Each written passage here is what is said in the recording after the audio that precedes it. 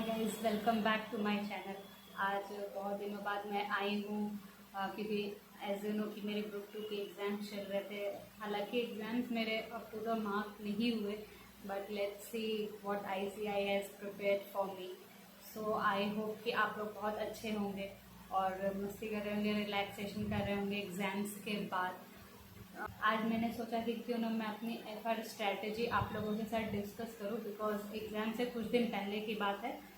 Discuss हो रहा था एक ग्रुप में, लाइक जब आप लास्ट रिवीजन करके 5 या 6 दिन डिवोट करते हो तो 5 दिन में 2 रिविजन पॉसिबल है या नहीं। तो फर्स्ट ऑफ ऑल मेरी स्ट्रैटेजी जो थी, फर्स्ट ऑफ ऑल मैं आप लोगों को ये बता दूँ कि मेरे मार्क्स कितने थे। तो मेरे मार्क्स थे वो 58 थे। हालांकि बहुत अच्छे मार्क्स नहीं है, बट मेरे लिए बहुत ज़्यादा है because I was literally struggling in FR।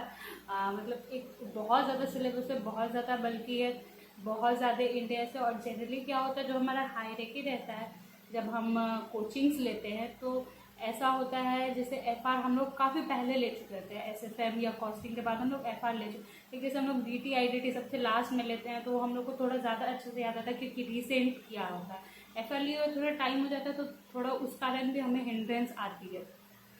तो फर्स्ट ऑफ ऑल मैंने रिविजनरी वीडियो से हेल्प लिया था और उसके बाद जो भी इंस्टीट्यूट के मैथ के क्वेश्चन थे वो मैंने किए थे।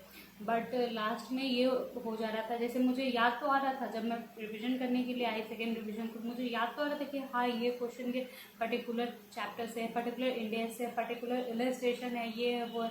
बट जैसे मैं उसको सॉल्व कर रही थी तो हो नहीं पा रहा था, 2-3 स्टेप होता था फिर आगे मेरे से हो नहीं पाता था, जस्ट बिकॉज मेरी प्रैक्टिस लैकिंग थी। जो हम लोग बोलते हैं कि 2 रिवीजन होना चाहिए, 3 रिवीजन होना चाहिए, 4 रिवीजन होना चाहिए, जस्ट बिकॉज क्योंकि सिलेबस इतना ज़्यादा बल्कि है कि अगर वो फ्रीक्वेंट प्रैक्टिस में नहीं रहा तो हम सारा कुछ हमारे दिमाग से छूमंतर हो जाता है।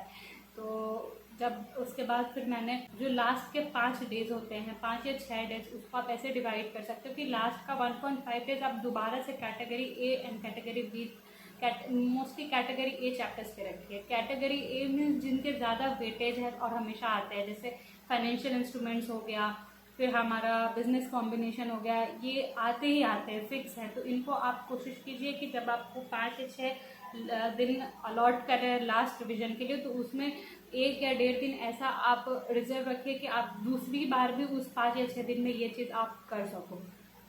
और FR का मेन टिप यही है कि आप स्टडी मैट को ही प्रैक्टिस करो और फ्रीक्वेंट रिवीजन करो और ज़्यादा से ज़्यादा प्रैक्टिस करो। बिकॉज आपको ऐसा तो लगेगा कि चलो क्वेश्चंस भी सॉल्व हो रहे हैं और सब कुछ मुझे समझ भी आ रहा है, बट एग्जाम में जब आप पेपर देखोगे तो आपको लगेगा मैं तो इतना पढ़ के आई थी और इतना सा ICI ने पूछा, ये तो हो ही नहीं पा रहा है मेरे से, मैंने तो ये क्वेश्चन भी किया था बट बन ही नहीं पा रहा है।